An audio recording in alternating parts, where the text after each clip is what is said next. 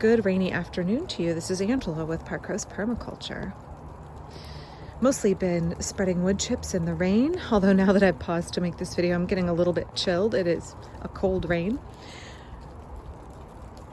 As I've been weeding and trying to get on top of doing some early planting, there is a new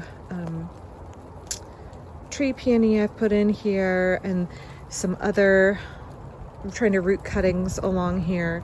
I tend to just stick a stake or something in the ground to mark where I have put cuttings in the ground. I noticed a mistake that I made last year and it has just now come to my attention and I need to fix it quickly.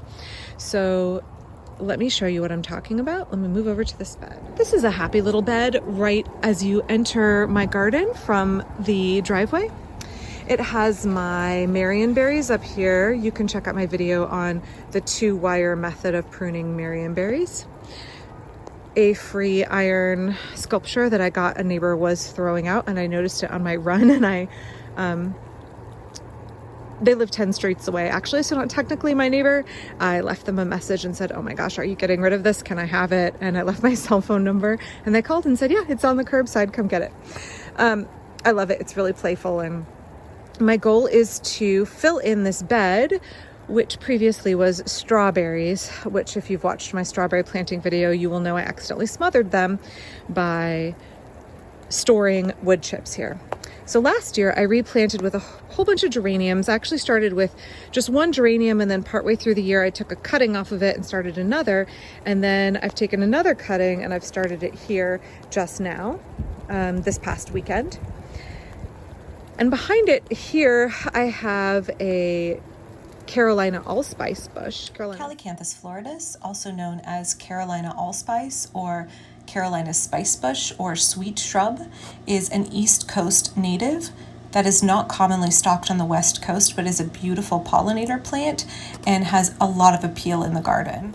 It is not an easy plant to source in the Pacific Northwest, and I'm really looking forward to seeing how it turns out. As I was walking through here, I noticed this plant, and this is my problem here. This is Douglas Spirea. It is a native, so I have a backyard wildlife habitat certification, and part of that requires that you plant a certain percentage of native plants. Douglas Spirea is a plant that loves boggy, marshy, wet areas where other things don't do well. Has lovely pink flowers, kind of a puffy spike of flowers, and it's a great pollinator attractor. So why would I not want this in this spot?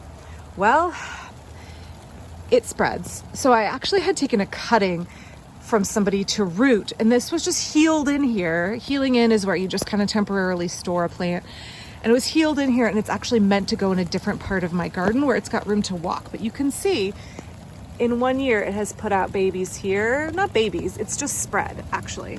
This is all connected to one root system. This is all Douglas Spirea all the way out here. So I don't want this plant here, so I'm gonna remove it and put it in a place where it can spread everywhere and be happy, which is kind of my zone 5 in the back of my garden. It needs a real wild place.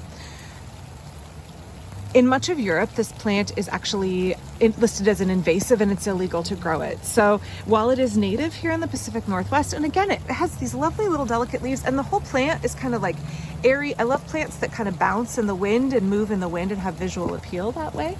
And this plant definitely has that, but it spreads and it can be aggressive. And because it does very well in marginal areas with poor soil, it is a pioneer species and it has a place, but it can outcompete other plants in those environments. So if you've got an inkling to put in Douglas Spirea, do some research on whether it's actually a good spot and you are in a good location for it. I am going to take it out and then it will not take over, and I will put a different plant in here later in the spring. So that's a look at Douglas Spirea. Please do your due diligence when planting this plant. It's got lots of perks, lots of bonuses, but it is not a permaculture plant for every locale. I am getting absolutely soaked, so I am going to stop filming here and run in the house and warm up. I'll be back soon.